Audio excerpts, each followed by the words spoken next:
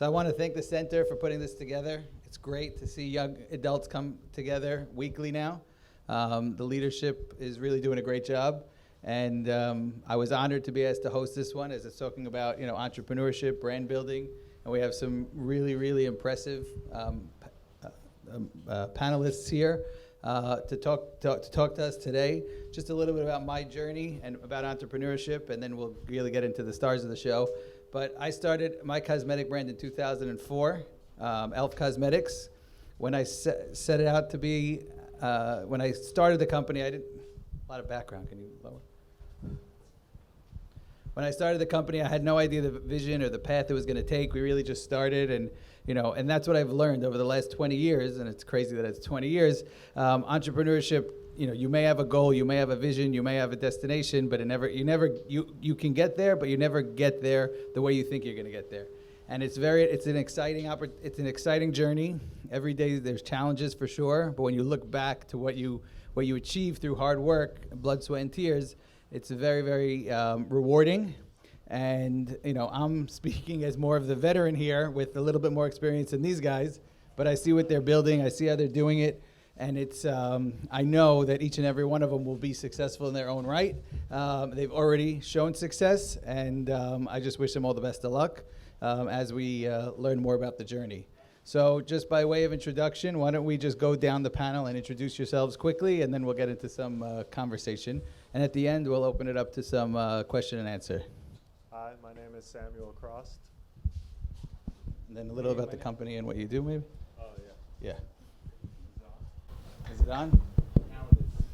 I founded Crost just a little over 3 years ago. We're a mission-driven brand, and every collection that we release, our goal is to increase awareness around different social causes, and we do so by the product that we create and also through different and various nonprofit partnerships.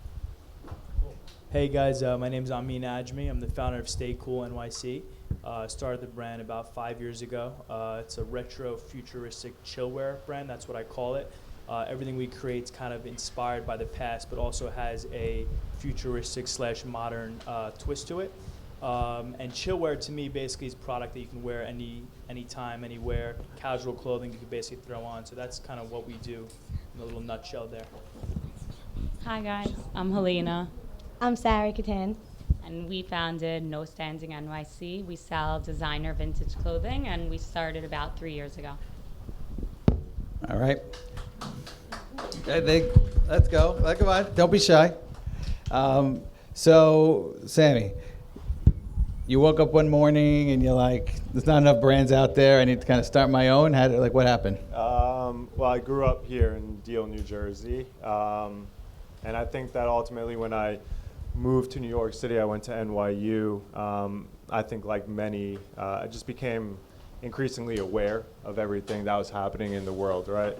I would never change where I grew up or how I was raised. It was just kind of entering a different world, I like to say. And it was the beginning of a lot of different social movements that were happening, but it was the youth around me that inspired me to do what I was doing. There was a mass shooting that took place in Parkland, Florida in 2018. An organization called March for Our Lives was founded by these high school students amidst that terrible tragedy. They're one of the leading organizations in the call for gun reform now, but it was these guys that allowed me to have my light bulb moment. The brand's message is support your friends. It's pretty much the leading message behind every single thing that we do. It was a slogan that I came up with my friends in childhood, and we always joked around with each other. But it was an organization that allowed me to understand what it truly meant to me, and that it was really just a matter of people being able to support one another based on their shared beliefs, wanting to see the same change. For us as a brand, that's enough to call you a friend. So, our goal is to really build community of like-minded individuals who, want to see the same change. And as a brand, we tackle gun reform, gun control, climate change, and most recently, we're very focused on tackling food insecurity, which has risen increasingly with COVID. So it was really, to answer your question, the youth that inspired it. All right. I mean, can you tell us a little about what makes Stay Cool different? There's a lot of sweatshirt brands out there. There's big guys, a lot of indie guys, and how does Stay Cool differentiate itself in the market? Yeah, definitely a good question. At this point, there's obviously a ton of brands out there. I think what separates us from other people is the consistency with like the aesthetic and the vibe we're putting out. Is in my opinion very unique, and I think it resonates specifically with like a Gen Z younger consumer. And I think the content, the product, the design, everything we do A to Z, in my opinion, differentiates ourselves from everyone else. If that wasn't the case, I probably wouldn't be able to do it for however long I did it for. So I think naturally, that's the answer. Are you the designer? So or? I come up with every single concept, like A to Z, basically. So any idea that gets put on product or a T-shirt, shorts, a rug, etc., comes from me. But then I have designers who kind of initiate and help put the idea down on paper. Initially, I started, when I was first starting, I used to design it myself, but it was too time-consuming. So I made a decision that I had to kind of work smart as opposed to work hard. So I naturally hired a designer to help put my ideas on paper because they could do it better than me. So yeah. That was one of my biggest struggles through my career. When any creative people used to come to me and ask me questions, my number one rule was I don't comment on creative. Like, let them figure it out. I feel that. So I think it's definitely a struggle. Yeah. Because you got to get in the mind of the consumer and see. Yeah. You know. So for me, I feel like that was my strong suit when I started. What wasn't my strong suit, I guess, was more of the business side of things. So luckily, from a creative point of view, I was able to, work on that. I enjoyed that. So the business side was a little bit difficult for me, but I grew. Now I'm like better at it. So. All right. And girls, tell us a little bit about how No Standing started. What's the difference? Like, there's a lot of vintage clothes markets out there. What makes No Standing different? Okay, so Helena and I, we were finishing our freshman year in college. I just graduated from Parsons. I have a bachelor's there, and Helena has a bachelor's from Babson. But while we were there, we were just thinking, we want to do something. We loved art at the time. I was in school for fashion. Helena was working in an art gallery. And we said we want to make an art collection. But we don't have the money for it, and we don't want to ask our fathers or anybody for money. So let's come up with a way to make money so we could start an art collection. And Helena said that she knows some people on the vintage market, and she said, let's just sell to our community. Let's just sell to our friends and family. So we reached out to a few sources. We got some pictures. We got some products. We started an Instagram account, and within the hour, we had our first sale. So that was really like how we started. What was the product?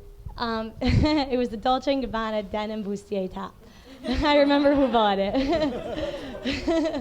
This was in 2018. And then from there, we were both still in school, so it was really part-time. We would do it as we wanted. Helena graduated last year, and she said, Sari, are we doing this? Am I looking for a job, or is this what we're doing? And I said, let's do it. Let's do it. I graduated this year, and now it really became our full-time hustle, and especially during Corona, we had a lot more time on our hands, so we were able to do a lot more with it.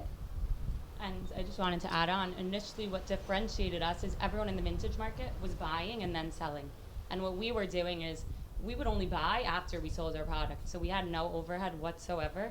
And we would post something, we would have our wholesalers hold it for us, and then if it sold, we would buy it.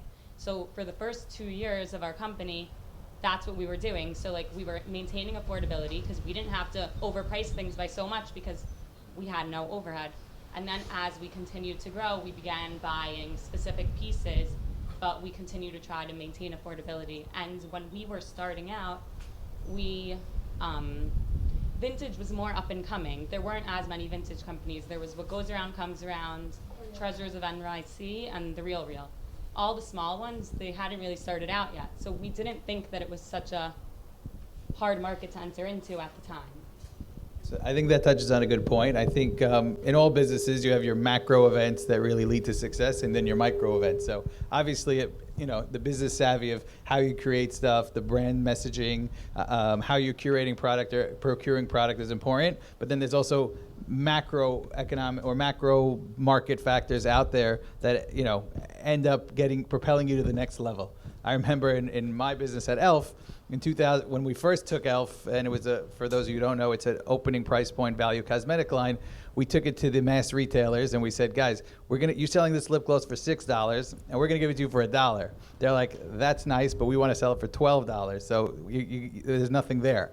And then the economic recession happened in 2007 and 2008, and then they kind of totally abandoned that strategy and then came back down, and that really gave us the ability to really build the brand and take it to the next level. So I think, in all businesses, and especially in brands, I think we all have that aha moment. So maybe your aha moment was when you got your first sale, but can maybe Sammy or can you speak to your aha moments that really changed it from a hobby to a business? We've been lucky to have like a few moments that always made it feel like everything that we were working towards was worthwhile. For me, it was walking in New York and walking past somebody who I had no idea who they were, and I saw them wearing the brand. There's other like press moments, and then you have like celebrity moments that really just catapult the business quickly, and you see that things are catching on. But for us, the first 2 years, everything was online. It was focused online. It's really getting like the messages from like the community and speaking about how grateful they are for what you're doing. And then from a business perspective, this year has been a big year for us as we opened wholesale distribution, right? So now being able to, for me, it was always like you wanting to try to build a business that has global potential. So now seeing the brand in places like Japan and South Korea and a lot all over Europe and pretty much all big retailers in the UK, launching here in New York with retailers, that to me has been cool just to see the company scale. Yeah, it's definitely a good question. I would say there's a lot of moments for me that made me realize like what I'm doing is I guess good and that people like it. So for me, when I first started the brand, it was initially a hobby. I was doing it in college, really just for fun. I initially just made a t-shirt for myself about 5-6 years ago, and then literally texted like 12 friends at the time, asked them if they wanted to buy it, and then it kind of steam picked up within the community actually, which I'm grateful for. It kind of catapulted me to be able to be confident to do it. But I graduated college and I didn't really know what to do essentially. So I didn't look for a job. I didn't really work for anybody. So the day I graduated college, I walked into my father's office and I was kind of like confused as what to do next type of feel. So how long ago was it? I would say like 4 years ago at this point, maybe 3 years ago. So I just literally had to start from scratch without knowing what to do. So luckily I kept on grinding, working, and the brand picked up steam from, let's say, as he said, celebrities. We did some cool collaborations, just seeing product, I guess, globally. And seeing cool people rep the product is definitely like an aha moment for me. But I don't have like one moment necessarily that made me realize. But I think that's fine that it wasn't like that, just because everything's kind of progressing naturally. Who's the biggest celebrity you feel like you saw wearing some of your product? So it's funny, I was telling this to someone the other day.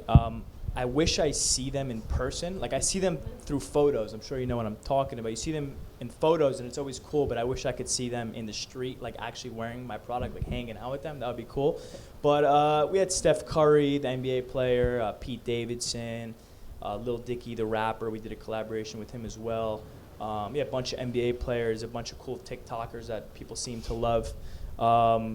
It's just that I guess that's cool too, seeing people that people look up to wear the product. Obviously, celebrities and influencers like that could wear whatever they want. They could buy whatever they want. People throw them free stuff. So I guess that also subliminally is an aha moment too, when I see them wearing my product. So yeah, it's like a validator. Kind of like a validator, because people look to them for fashion sense and whatnot. So I guess it is a validator. Girls, do you want to expand on the aha moment, or was it just that first order and really? No, I do. I think that we have aha moments every week. I think it's a constant it's a constant light bulb, like you said, that makes us realize why we're here, why we're doing this. When, like you put it, when an influential person posts this on their Instagram and we get so much attraction from that, that's an aha moment for us. When we have a first pop-up shop starting the summer, and within 3 hours we're sold out, that's an aha moment for us. So I think it comes a lot. And like you said, it's validation. So aha moments are great, make you feel good, big win. But there's obviously the oh shit moment. Can I say that? There's obviously the oh shit moments, and you're like, what do I do now? And there's obstacles, and it gives you the opportunity to grow. But tell us some about the struggles in the early days, starting a business, not having capital, not knowing what to do. Like, what do you do next? Girls, why don't you start? Yeah, I think that a lot of the failures are with wholesalers. So we're always looking to expand with new wholesalers to purchase new items, and when we find new wholesalers, we're constantly struggling. Is this real? Is this authentic? So we'll be ordering tons of inventory, we'll get it in, paid for in full, have it authenticated, and all of a sudden it's fake. And we already pre-sold it. Now we have to explain to our customer that we can no longer give them the item. And it's a constant struggle with Does it happen a lot? It doesn't happen a lot, but when we try new wholesalers, it sometimes happens. And then also, I would say, customer service. So in our business, in vintage, everything's final sale. But customer retention is so important. So if we have a customer and they're telling us that they're not happy with the product, we're thinking to ourselves, it's final sale, but we need to keep them as a customer. What should we do? So those moments are very difficult for us, and to navigate, should we give them the refund? Should we not? How are we going to keep them as a customer? How do we work on maintaining our customers while also sticking to our strict rules? So I think those are definitely some struggles that we face every day. And then also, do you want to add? Also, working together in a partnership is always, it's a blessing. And it's also difficult to navigate working with another person because you have different viewpoints and you have different visions for the business, and you're in different places of life, and you always have to be in tune with one another. I'm blessed to work with my father, and we always see everything eye to eye. It's amazing. Sammy, can you talk a little bit about your obstacles or challenges? Yeah, I think that it's easy to say that it's a roller coaster, right? I think I've had my toughest day followed by one of our best days. I like to sit here 3 years later and say if I knew what I knew then, I'd be in such a better position now. But that's all part of the journey and the learning experience. And I think that with me, it's you're going to make 100 mistakes, but you're not allowed to make them a second time. But everything, I think production has definitely, as with everyone, even the biggest brands out there, it's always a nightmare. Product coming wrong or not looking the way you want it to look, or someone Freight's tells never you, an issue. But freight is. Well, this year. It is? I didn't know. I never did that before until this year, so that was a learning lesson in itself. But from the D2C standpoint, when I started, let's say they tell you a t-shirt costs $20. I'm like, okay, I think it costs $20, but the truth is by the time it gets to your customer's door, it's $32 and you're projecting wrong. And everything is just a learning experience, a learning curve. And I don't think we'd be where we were if we didn't make the mistakes that we've made. So kind of look at everything with a positive mindset and just try not to make that same mistake twice. Can you speak to one mistake that you really learned from and you're like, that sucked, but now I'll never do that again? Yeah, you signed a bad deal. We did a collaboration with a big brand, and they're a multi-billion-dollar company, and obviously they've been down the road before, and I'm looking for we have a royalty check on something that's due to us, and the check comes and I'm like, this looks off, and I go back to the contract, and this was a year later because we did it before COVID. It got pushed to this year, and I was like, oh shit, I signed that, So you just, renegotiate and you do it again. But yeah, you just make mistakes and you learn. Right. I mean, you ever get a hoodie with two hoods or something? Yeah, no, we make mistakes every day. As an entrepreneur, I guess you have to know that going into it. I guess if everything's smooth sailing every single day. You have to expect something kind of wrong to happen, so to say, not in a negative sense, but every day there's ups and downs. You know, I think there's like an oh shit moment every single day. You just have to know how to, I guess, make a decision on your feet quickly, and not get stuck in the issue, I guess. But for me, what was hardest for me at first, as I mentioned prior, was, I guess, understanding how to run the company. I guess the financials, you know, how to really run a business. I was doing it in my dorm naturally, just, you know, after class and whatnot. So once I graduated, how do you take this to a real, or to the next level? How do you understand how much your product costs? How, you know, how to make a website? All these little types of intricacies that go into the company was you know, it was hard for me to figure out. Until this day, I'm learning every single day. And yeah, there's definitely a moment every single day that's I say oh shit, but I just make a quick decision and go from there and learn from my mistakes. So I want to dig into one thing you said or touched on a little bit, and obviously you guys are sitting on this side of the table and not that side, so you've kind of you've made it. But I'm sure in the early days, you know, in an entrepreneurial world, I mean, I remember myself, you know, doing everything from production to sales to customer service to finances. So why don't you, you know, maybe give us a day in the life of No Standing. What do you do when you wake up in the morning? What do you like? What's the first thing you do when you get in the office? Like, how does it work? And how many hats do you wear? What hats do you like to wear? What hats do you hate wearing, but you got to wear because then the garbage doesn't go out that day? Like. Okay, so the day doesn't start or end at any time. I wake up, I see a text from Helena. She goes 12:30 at night. She'll see a text from me. We're constantly talking to each other, and so basically we'll wake up. We'll start our day by finding products to then post on our Instagram because we like to hit a certain amount of sales per day and per week. So we'll divide that per every day. And Do you always hit it? no, not always. Sometimes we'll go more, but every week is different. So we start our day by posting and seeing what we can sell for the day. Then we'll start getting some requests. We'll start placing orders. Then probably by 3, 4, 5 o'clock, we may have some problems. The bag's not actually in stock. This person said they wanted it, we bought it, and we don't actually have it. We can't actually get it anymore. So we're dealing with that usually later in the afternoon. You want to continue? How long does it take? Sorry, just a question Yeah. I have. How long does it take to order to get usually from your, like if you post something, so you said you don't own it yet? So it depends. If we have it in stock, they'll get it that week. If we have to order it from Italy, for example, it'll probably take 2 to 3 weeks. If it's coming from somewhere in New York, a week. Things differentiate. Usually our customers will ask us, and we'll just let them know. Then, usually when I wake up very early, and I text Sarah at like 7:30 a.m. That's very early. That's cute. And it's early for me. And I go and start opening packages and packaging orders to ship out. That will later go to UPS later in the day and ship them out. And then again, we're posting on Instagram, and then we switch off every day to post for. We also sell to T-shirt shop, so we switch off every day to post for them also. Then we have some meetings throughout the day to speak to different people about potential pop-ups.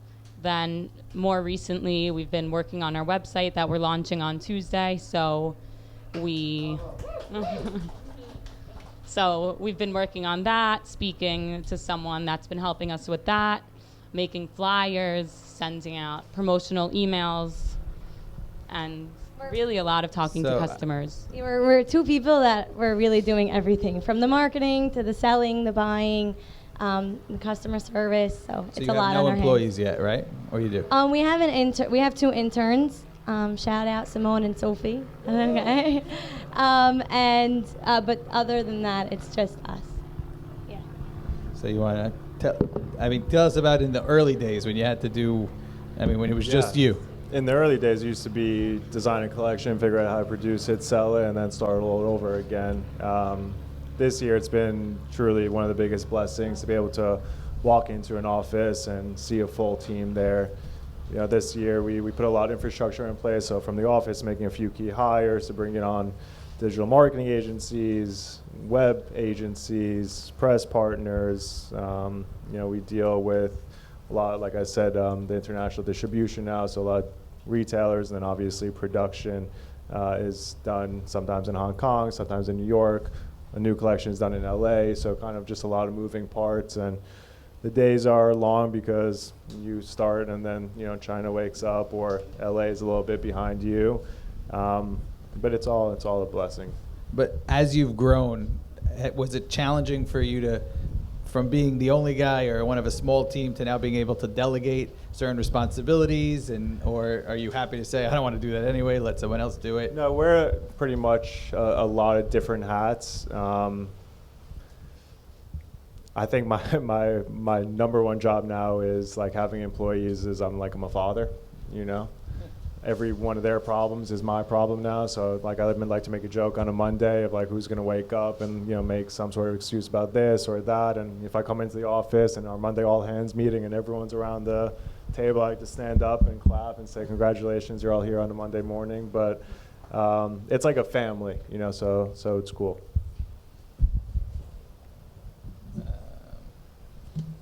So what keeps you guys up at night? Like you're toasting and turning in bed and you're like, oh my God, my shipment's late, or what if this is all fake, or what if I have minimum royalty checks I can't get? Like, what really keeps you up at night as you look to grow your business and take it to the next level? And Amin, we'll start with you. It's a good question. I used to, agonize over every little detail. When I was first starting the brand, what kept me up at night initially was, is this going to be successful, and am I going to be able to take it to the next level? So that was my initial thing. I always used to toss and turn at night in college, and when I first started the brand, like how am I going to take it to that next level? Not to say that nothing keeps me up at night, but I kind of try to perhaps disconnect a tad when I get home, and not make my whole life about the company. I don't know if that's the answer that everyone wants to hear or not, but sounds like what they do.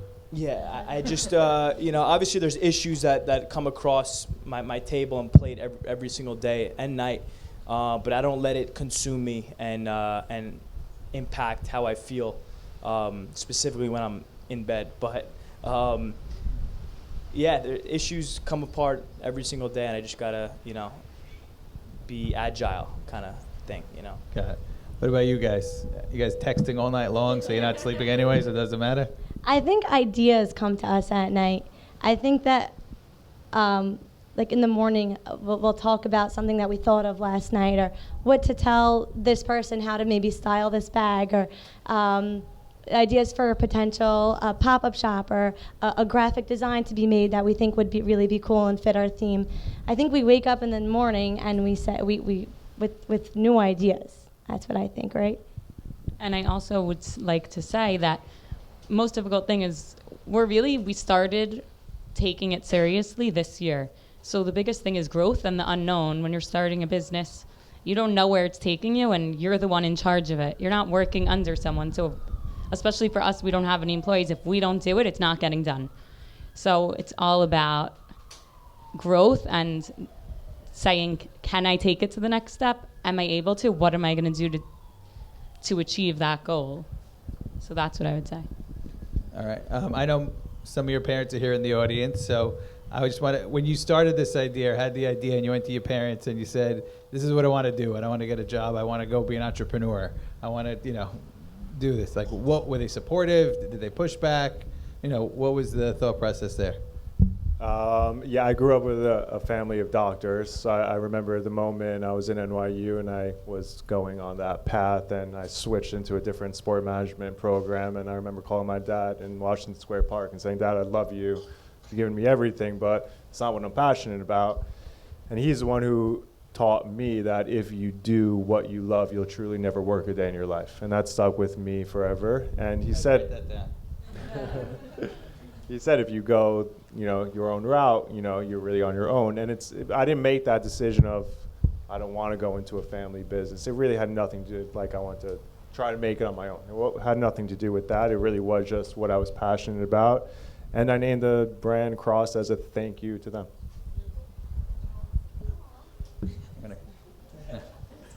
I mean, Yeah, no, luckily my parents are very supportive. Obviously, my father has a background in apparel and wholesale distribution, etc. So I think naturally he was supportive in that regard. It's obviously a risk not getting a job right out of college, out the gate. But I kind of put the pressure on myself to want to succeed and be successful on my own, so to say, and do something that I love. So I think naturally when they saw I was passionate about what I was doing, they were cool with it, and since I was doing it since I was like 18, they saw how I came up and how I, grinded from a younger age. And by the time I graduated, I think they were confident in my abilities to succeed at that moment. So luckily, very supportive, obviously thankful for that. And yeah. All right. Girls? For me, my parents were always supportive in whatever I wanted to do. Thank you. But I also think they knew that I was always going to start my own business because I went to school and majored in entrepreneurship. So I think that when I graduated, it was kind of just like an easy transition that they knew I wasn't going to work for anyone. My parents have not only been supportive, but they've pushed me far beyond I would have been able to get to on my own. Because, like we said, this was really just a side job, and although we loved it, I didn't know I didn't know where it was going to take us, and I would go to them with like venting about a customer and certain problems, and they would push me, keep this, you don't realize what you have, and they're so right. And at the time I didn't, and now that we have it and we're really, really working and growing with it, I can see the potential that we can have, and it's because they provided that vision for me.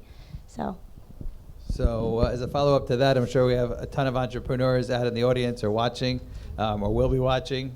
What advice would you give to them that when they're starting to look to create a business, or if it's a brand or a service business or anything, like what would you do if you did it over again? Like how would you guide someone looking to start a business? I would say the most important thing is not to give up. Most businesses fail because people give up in the early stages or the middle stages, and if you keep on going at it, you'll succeed. But it's just about pushing yourself to keep going through those difficult times. That's what I think. Anyone have anything to add on that? Yeah. Yeah, no, I agree with what she said. I think also a lot of people prior to them starting a business kind of feel like they should ask so many questions, and they, what should we do first? What should we do second? So they kind of paint the picture of what they want to do prior to them starting. So I think naturally that kind of, makes them not want to take that leap because, they get a good answer, they get a bad answer, So I think do your own thing, stick to your vision, be confident with what you're doing, I think is very important. And just be consistent, and naturally I think if you're passionate about something, you're going to be consistent. And that's something you can't really teach, so to say, is passion. So I think naturally I was passionate about what I did, so it kept me, motivated and wanting to succeed. So I guess you got to just keep doing what you're doing. As you said, work hard, seek advice, try to think outside the box within your realm of what you're doing. And stick to your gut, pretty much. That's advice I would give. All right. Sammy? Well, Helena said it perfectly. And I always say that to the team as well. You really, if you come to a brick wall, and you really got to be able, to fight through it. But I think it's being transparent with what you're good at and what you're not good at. There's no, same thing. If you're not good at business, find somebody to, be good at that part for you. So surrounding yourself with the right people, I think not just in life, but in business is incredibly important. Not being afraid to ask questions, not being afraid of those difficult times. And I think ultimately, with that and team, to me, a team is the number one asset. So. All right. Now I'd like to open it up to the audience if anyone has any questions. Where do you guys see your company in the next 5 years? I have a big vision to take the brand mass in the next 2 years. So we have a nice wholesale business now, while we're also building a pretty strong e-com business. But I think that with our brand story and the message, and with a younger demographic that cares for brands that have mission and purpose more than just a product that they offer. I think that the mass is missing a brand like that. And I think that that's where we would like to go in a few years' time. My goal, obviously, is just consistent growth, whether that's through collaborations, whether that's through sales, getting into more stores and whatnot. So growth in general is obviously a goal. And I guess my future goal, I don't know if it's going to come within 5 years, as I was telling you prior, is to expand the brand into hospitality specific and basically bring Stay Cool into other sectors of business, because obviously I love clothing, but how many collections could I drop? How many hoodies could I drop?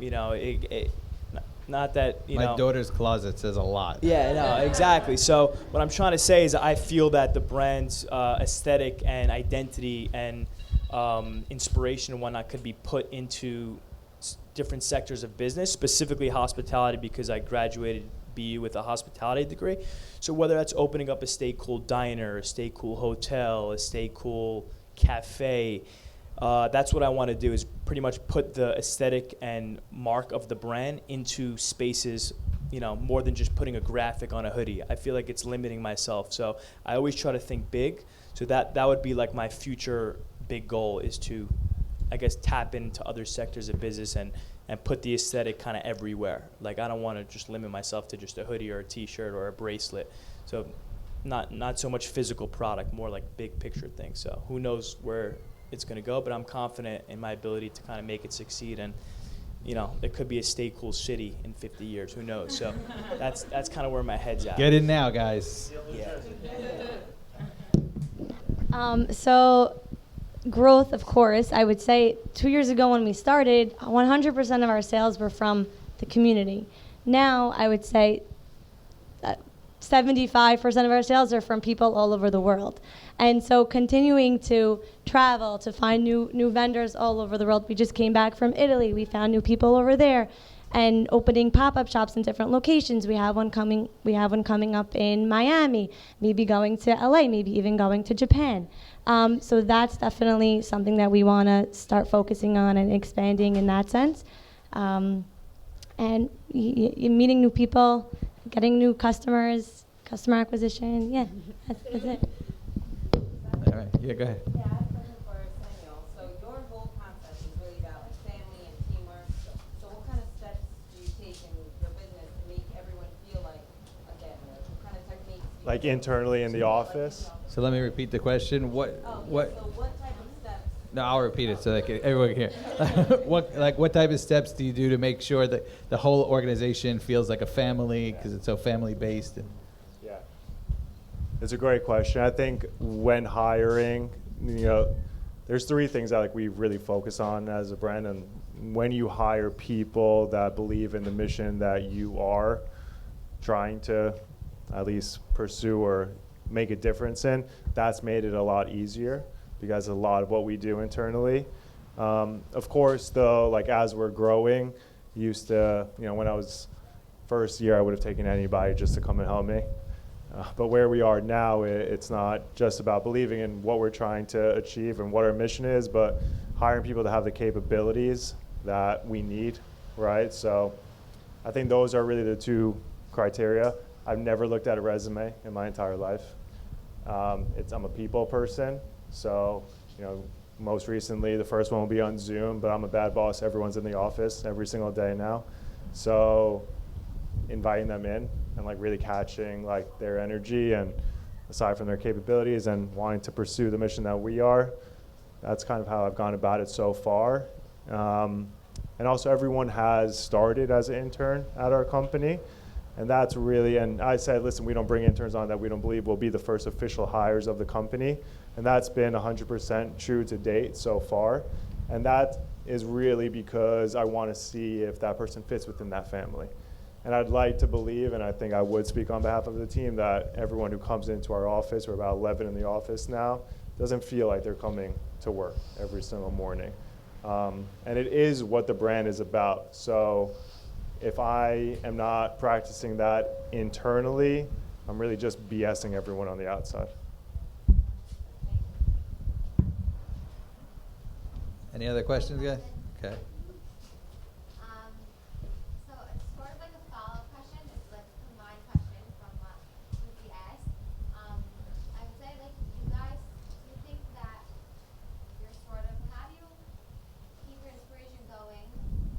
My first question, but also, like, how do you look, do you think that you're trying to go be ahead of your competitors, if there are any, and what's it like competing? Meaning, like, you're saying that you have one, so Sandy's saying he has, he believes in supporting your friends, so that's your vision. Do you think that there are any competitors that are chasing that same vision? And like I was saying, like, there's so many vintage sellers, like, how do you set yourself apart? Very cliche, but. So if you guys didn't hear the question, it's I think I mixed it. I might have mixed it all. how do you continue to have inspiration, and how do you have a differentiated advantage from a competitive field? Is that it? Especially with competitors, yeah. Okay. So, yeah, competition. So regarding inspiration, I'm constantly seeking inspiration for new designs and new concepts, because that's kind of my strong suit, I would say, is more the creative side.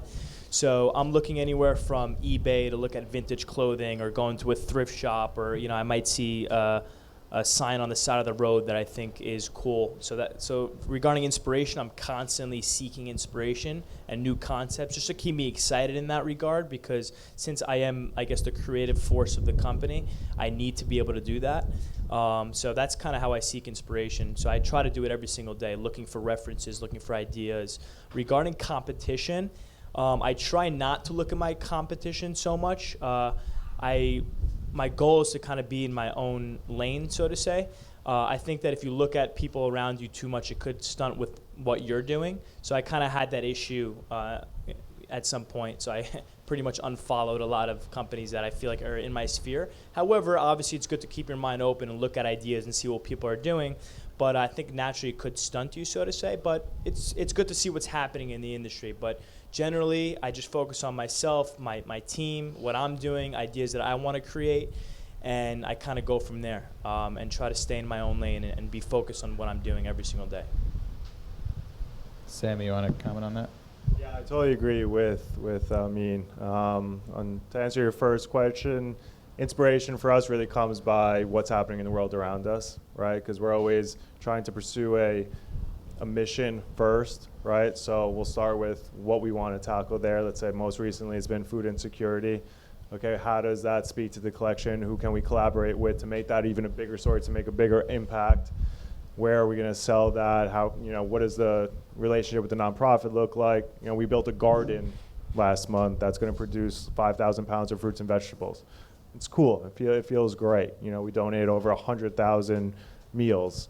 Planted over 50,000 trees in 6 different countries. So you're like using what climate change, food insecurity, that's what I'm leading my inspiration. And I totally agree with Amin. Although it's good to understand what's happening in your space, I found myself to being distracted if I'm looking at what other people are doing. So like Amin, I don't follow any of them. And I have my blinders on, and I know what I want to do and how I want to execute it. And that's it. Like, don't look at it. Girls, you want to talk about differentiation a little bit? Yeah, so for differentiation, number one is we sell designer clothing, but we're also always looking at vintage, different brands that are cool, not a designer, and different, and we're selling them. And for competition, we do see other people beginning to sell our brands that we find, but we know that our customers believe in us. Our customers are constantly sending us pictures of different vintage companies. Can you get me this bag? Because they know that we're going to maintain the best prices possible that we can. So when I'm talking about competition is, for us, we're always looking at the competition, and we're looking at what are they pricing their items at. If they're selling a bag for $1,000, we're going to make sure to sell it for $750. We're always differentiating ourselves with our prices, and as we see the market moving towards people wanting to be more sustainable, we see more and more people wanting to buy vintage clothing because they're able to take part in the circular economy.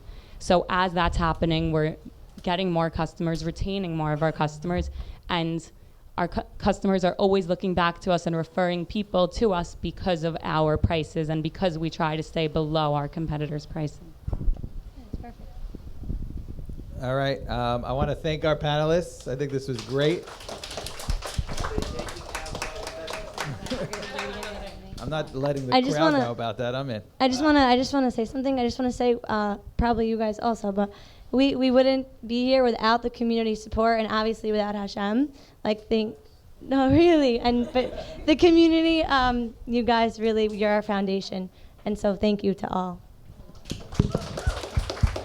And I invite everyone to hang out for a little bit. We have Mazed. They'll be around.